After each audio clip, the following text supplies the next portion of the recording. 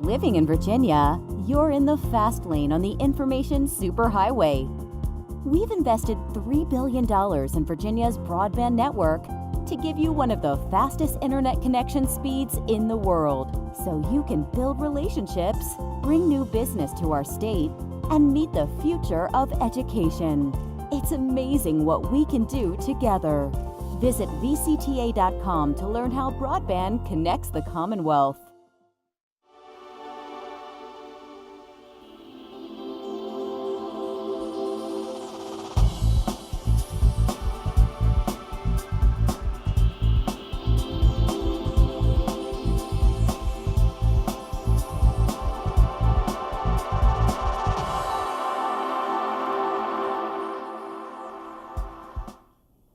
From the General Assembly and the City of Richmond, I'm Woody Evans for Cable Reports, brought to you by the Virginia Cable Telecommunications Association and Comcast, connecting Virginians to their government. We're pleased to connect you with Delegate Ken Plum from Northern Virginia. Good to see you, sir.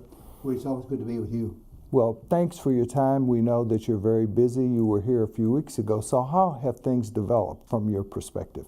Woody, it's pretty amazing how in, I guess it's going to be 46 days, how much work we get done. I've never quite divided it out to see how many bills you have to pass per minute to get out of here in that amount of time, because we'll end up with like 2,500 bills and resolutions. But significantly this time, we're greatly affected by the federal tax changes, and those have an impact on Virginia.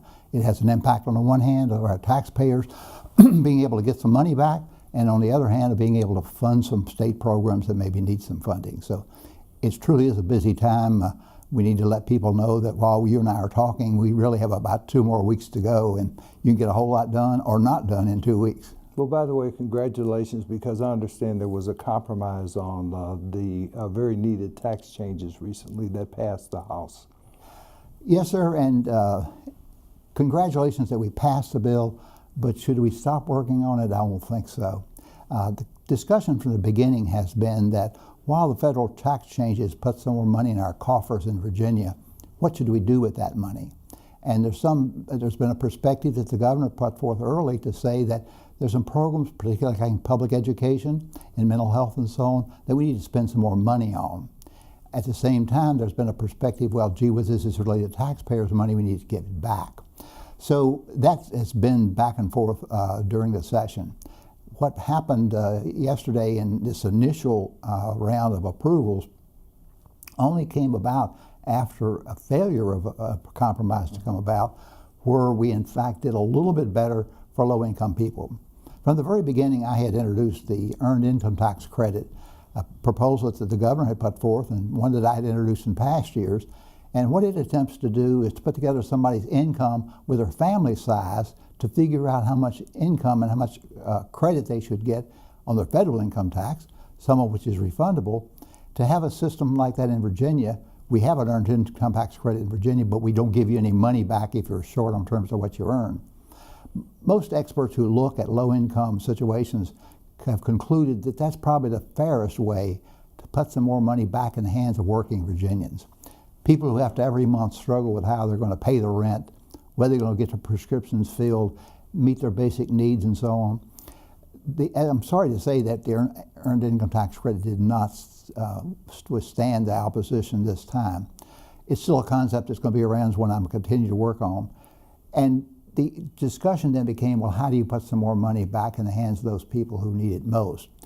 Increasing the standard deduction, for example, will be one way to do that, and we'll go forward with that. So yes, we've had a compromise to move us forward, but ultimately when we put the tax money against the budget in a conference committee, we'll see what the ultimate outcome will be.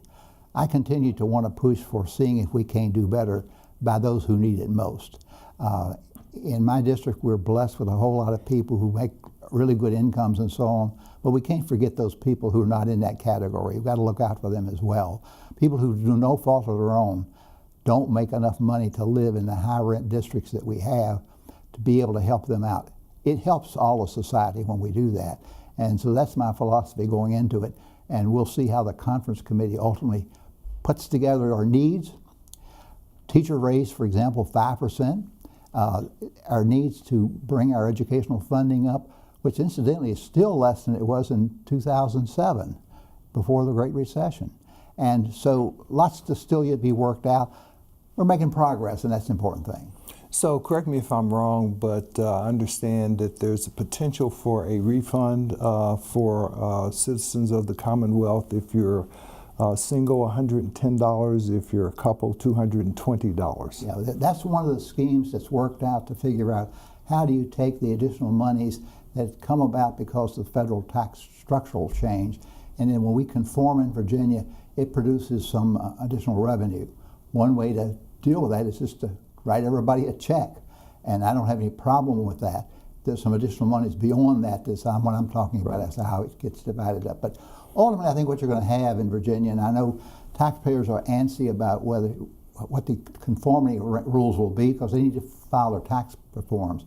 And I will say to people that we're very cognizant of that, and we're really working as hard as we can, being as deliberate as we can to get the conformity issue resolved so you can get your tax form filed, and then you'll see what the federal tax changes do to you or for you, and you'll be able to see then whether or not you'll be in the category of getting an actual cash refund. And this had to be passed as an emergency form of legislation, which required 80 votes in the House, correct? Yeah, and it's emergency because, again, we got to get the thing on the books so people can file their taxes. And any bill that is passed on an emergency basis requires, as you say, 80% of the vote, and that afforded some people who were in a situation of wanting to discuss the details of the tax structure a little more, including myself, to withhold our support until that detail of how it was taken care of. And of course, as an educator, back to the schools, I know you're pleased with the raise. However, that does place some burdens on local school districts that aren't as well financed, maybe as some school districts in your district, for example. Yeah, and make no mistake about it, it's a burden for my district as well. We sometimes say, when we're going to talk about the positive things that we've done, we say, well, we gave teachers a 5% raise. Now here's the rest of the story. The rest of the story is it's 5% of the state share placed into the ability to pay formula, which means for Fairfax, if you had a $50,000 teacher and 5% would be $2,500, we only get like 30 cents on a dollar from the state. So we're already down 2/3. And this time, in order to meet the schedule, we actually start to raise halfway through the year. So it's 5% for half the first year. So it's not quite as plush as you may think.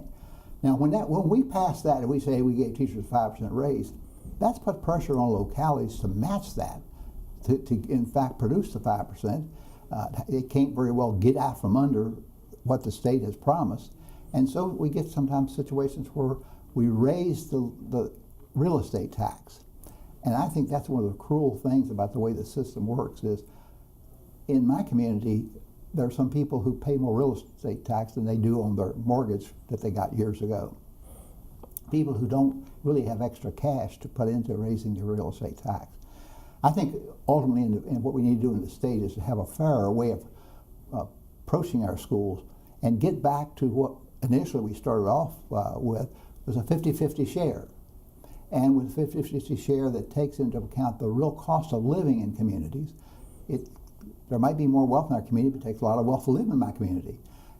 Likewise, in some areas, there's little value in the real estate. So you can raise the real estate tax, but it's not worth very much. So it's a lingering problem. It's not new for this year. It comes up again because we're talking again about a major, 5% is a major raise promised to teachers. But now we've got to figure out how can we equitably finance and fund it. How does the local composite index fit into all of this? Well, that's the kicker in it, because you only get what you qualify under the composite index. Now, in my jurisdiction, you get about 30 cents on a dollar, approximately.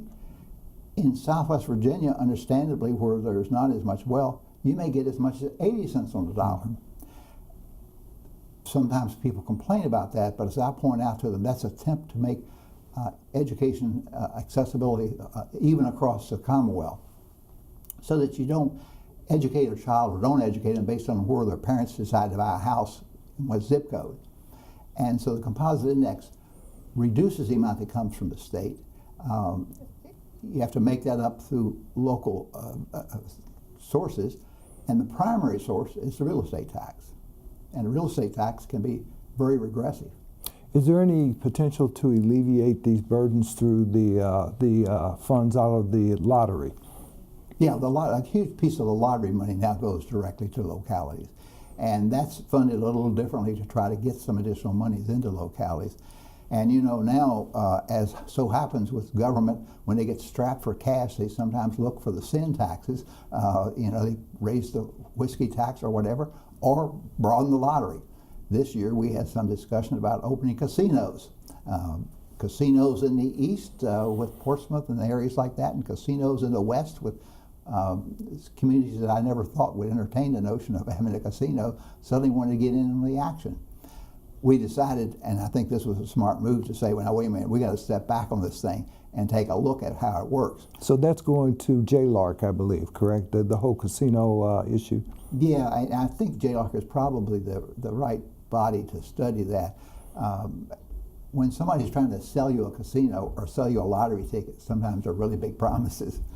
They sometimes work out, but if you scratch your little thing and it doesn't pay out, then you're out your money.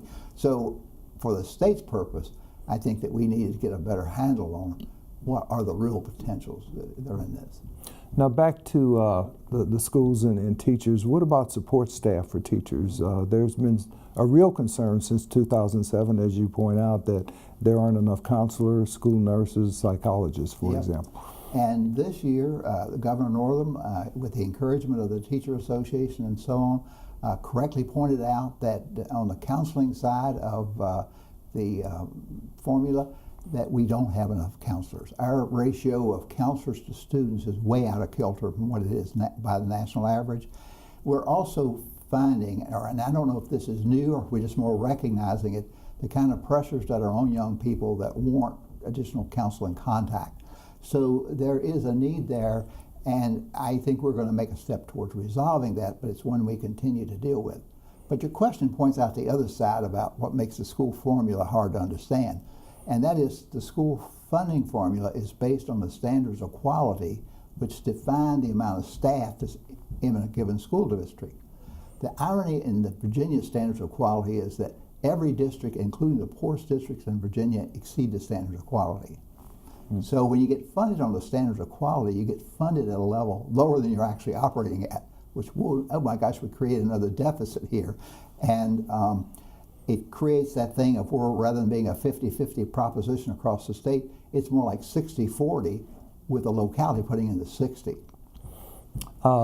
I understand there was a bill, I believe it passed the House, that would now require school counselors to spend 80% of their time actually counseling students. Yeah, and you know, they're elated with that idea because they went into business because that's what they wanted to do.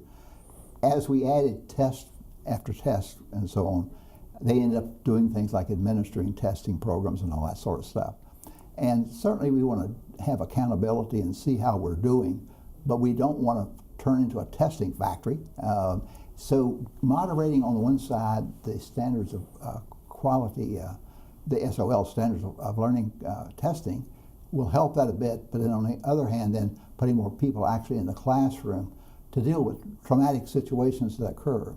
There aren't good kids and bad kids, they're children, and they're under different kind of influences, and sometimes when they act out, we need to understand what it is that led to that action. A classroom teacher with 125 kids typically a day do not have the opportunity to have that interaction. But school counselors have a responsibility to try to intercede to figure out what is it in that child's life that's causing them to act out and how can we intercede. When we do that, we save the child in terms of their development, but we also make for a school climate that is more conducive to learning and not in a situation where you're under constant trauma or misbehaving. To what extent are we addressing the issues around school resource officers and, excuse me, sensitizing them to the needs of students? Yeah, well, things kind of got out of hand, and understandably with the notion that there have been so many school shootings, and gosh knows there have been too many school shootings. We have to do something on school safety. gun safety as well as school safety. And some response to that is that as we were hiring for school resource personnel, former police and so on, it was easy to fall over the line between dealing with behavior and dealing with crime. And what we ended up seeing was a number of kids who ended up in the pipeline off to reform school or prison or whatever. And while that may in a small number of instances be appropriate, in most instances, as I indicated before, it really requires professional intervention to understand why that child is acting out as that child is acting out. And not put them in a prison setting that is likely to commit them to a life of crime. You don't learn very many positive lessons, unfortunately, in the prison systems as they're set up now. But you could keep the child in the school setting, work with them in terms of their mental health needs, maybe work with the broader community through community schools to have intervention on the part of social workers or whatever, to be able to, again, create for that child the best learning situation you can. You don't do that by having people walk them down the halls with guns. I don't believe in this business about arming school resource personnel. We can keep our schools safe to the degree that we keep society safe. And I've been a proponent of universal background checks, and I introduced the bill again this year. It's been unsuccessful, which is disappointing to me because a number of states have gone to universal background checks, which means that before you buy a gun, somebody checks whether or not you are a criminal, that whether you've broken the law, whether you've shown that you're prone to violence, before you're able to buy that gun. I don't think that interferes with anybody's legitimate constitutional rights. We just don't want people walking down the street with heavy artillery or big magazines or whatever. But it's the case that now that less than half of the cases of gun purchases in Virginia have a background check. There are a number of loopholes in the law. Once again, the NRA guys beat me again, but I'll be back again next year. You can count on that. Now, the speaker had created a school safety committee, but guns were taken off the agenda. Yeah, well, you know, there's legitimate safety issues beyond the gun issue, no question about it. But at the same time, if you're in a comprehensive way going to look at school safety in its truest sense, you got to have the gun element in there. I mean, there's too many instances running around now. You know, it used to be that if you had a gun episode in a school once every 10 years, you thought that was really bad. Now, gosh, it seems like it's every couple of days. It's gotten so that no longer do they make the front page of paper. It's become so commonplace that they might be in the body of the paper sometimes and maybe not get any attention over one notice when the event occurs. So I'm really concerned that we become sensitized to violence in our society. And again, we're not talking about the Second Amendment. You behave yourself, you act like a good citizen and so on, you can have however many guns you want. But if you were prone to going out and shooting up the place, shooting your spouse, for whatever the crazy reason you decided you want to shoot up a school, until we address those kind of things, we got to look at school safety beyond just the other factors that need to be considered as well. Another matter that you continue to pursue has to do with the minimum wage. Mm-hmm. Unfortunately, it did not pass this year, but I know you will continue that fight as well. Yeah, man, Woody, along the way, we got to say I did get some bills passed this year because we always talk about the bills I don't get passed. But it is nevertheless the case that I have abiding concern about the fact of the inequities in our society in Virginia. We have some people who can make it just fine, and we have some people who struggle every day. Honestly, there's enough money to go around. I mean, we can really make a difference. So I've attacked it two ways. On the one hand, let's raise the minimum wage, or as I like to express it, let's true up the minimum wage. Mm-hmm. When the minimum wage was first put in place, $7.25, it had a purchasing power value. And what I want to do is to take that and move it forward with the increased cost of living and true it up. Well, if you do that, you'd make it $11. So did you raise the minimum wage? No, we really just trued it up to its purchasing power. And then if you indexed it, you'd keep up with the purchasing power in the future. That idea didn't go forward, and as has it not gone forward in many years, even though there's many states around us who are raising the minimum wage. The state doesn't shut out its businesses. It doesn't go, bankrupt or whatever. It carries on at a continuing level. The cost of labor is a cost of business, and it's not fair that some people work for little, and a few number of people get a whole lot. And the disparities in income now in Virginia as well as throughout the country is, I think, just unacceptable. So that, and along with the earned income tax credit, and you don't have to do both, it could be an either or proposition, would be a way to factor in the cost of living for families, working families, we're not talking about handouts, we're talking about people who work and who get a value for their work that is more relative to what efforts they've expended to do it. Now, one of the items that has come to pass and something you have worked on for years, and of course the devil is in the details, is some type of commission that would decide what the lines will be for our congressional representatives as well as our state and local representatives. It's called gerrymandering. And it scares the bejeebers out of elected officials, because if you say that somebody independent of you is going to draw your legislative district line, you think, oh my gosh, they may give me a bunch of bad voters. And so legislators have, over the decades, centuries really, gotten accustomed to picking their voters. And that creates districts where there are inequities involved, and it's greatly to the advantage of the incumbent.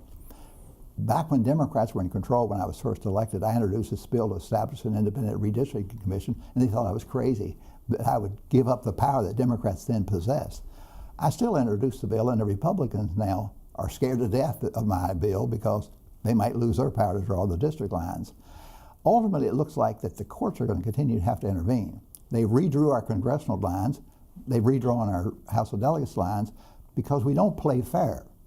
What we do is we take the demographic statistics now that are available from the census, run them through a computer program, and give us the best looking district we can have in terms of voter behavior. The district ought to reflect a community of interest. And then you run in that district against somebody who else runs in that district. You have more competitive races, and you have these discussions about what the issues ought to be. And I think from that you get better government. The way it is now, when you have a dominance of one party over the other for the whole 10 years between the census counts and so on, you get a government that has a certain inertia about it. It doesn't respond to what the current needs are, so you can't get the minimum wage passed. You can't get some of these programs for students and so on in schools. You're still hung up on the gun issue and so on. Some of these things come about because you've got people who seemingly feel that they're sitting in safe districts, and they are, because they pick the voters. That's not right. And so we've got some bills floating around now, both bills from both the House and the Senate. I don't find the House bill to be adequate. I voted against it. The Senate bill is somewhat better, but I hope before we leave here and before the governor then takes his veto pen to these bills, that we can get something that's more equitable and fair to the citizens. So that would require passage this year, because it would be a constitutional amendment, an intervening election the following year, and then passage of that bill once more before it goes to the voters. Yeah, and that would put it in the Constitution, and ideally that's the way to do it. However, short of that, considering that we may not get something ideal passed this time, however short of that, what you can do is you can do the right thing. You can pass it as a law and abide by it. Talk to us about some of your successes this session. Yeah, I was pleased to be a part of putting together the governor's budget in terms of responding to the needs of the public. And I've already talked largely about what those are in terms of the educational funding and so on.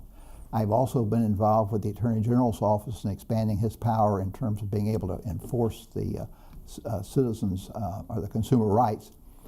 Some of this is responding to the federal level, where the federal government is stepping back from carrying out some of its responsibilities, and we are then having to fill in behind at the state level. And so I'm very hopeful that those bills will come about. But Woody, I have to also say that I know a lot of people are concerned about what's happening in Richmond. Well, what's happening in Richmond in the General Assembly is we're working as hard as we can to get the people's business done. And while there are a lot of distractions, we have committed ourselves, Democrats and Republicans both, to stay on task. We don't really have a desire to stay any longer than we need to. Some would like to stay longer to pass some bills or not bills and so on. But we have a commitment of time to the people's business. The issues are broad and they're difficult. but we're trying to stay on task. What ultimately will happen with our top officials remains to be seen. I was deeply disappointed in terms of the behavior of some of our officials, and I've made that known. The talk about whether or not they should resign is one that will continue forward. There are no more horrific symbols of our history in Virginia than the white coats and the dunce hats of the Ku Klux Klan that were intended to instill fear in people, and then the black face, which was to make fun of black people. Those symbols were symbols of the past. We had hoped that everybody had caught up with the idea that that's no longer funny. It never was really funny. And we've got to have an equitable society where we don't have white supremacy, for example, get over that.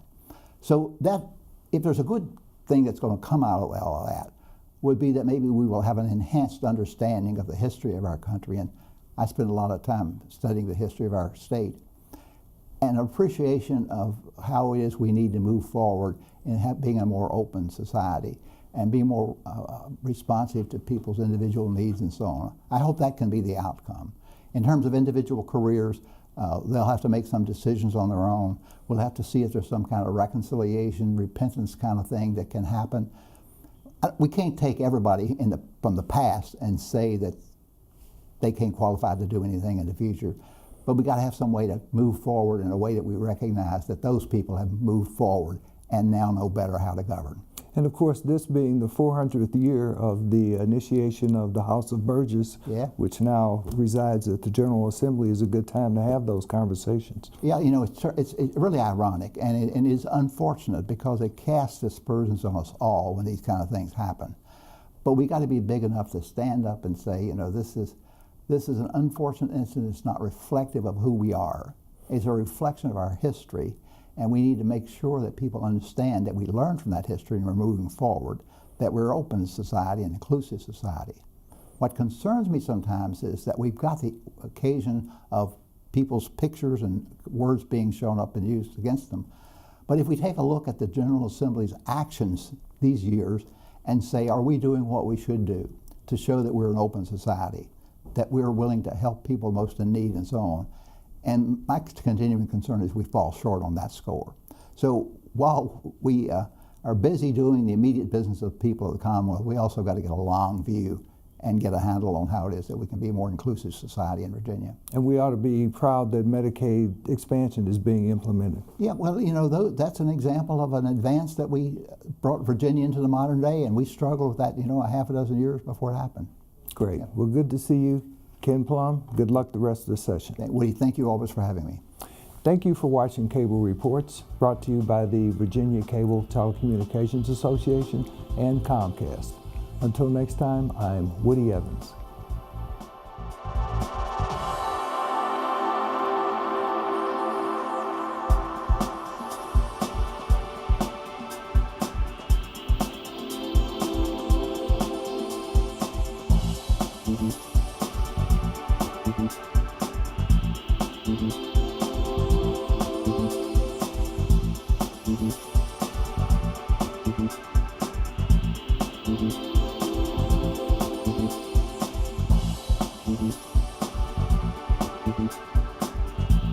Mm-hmm.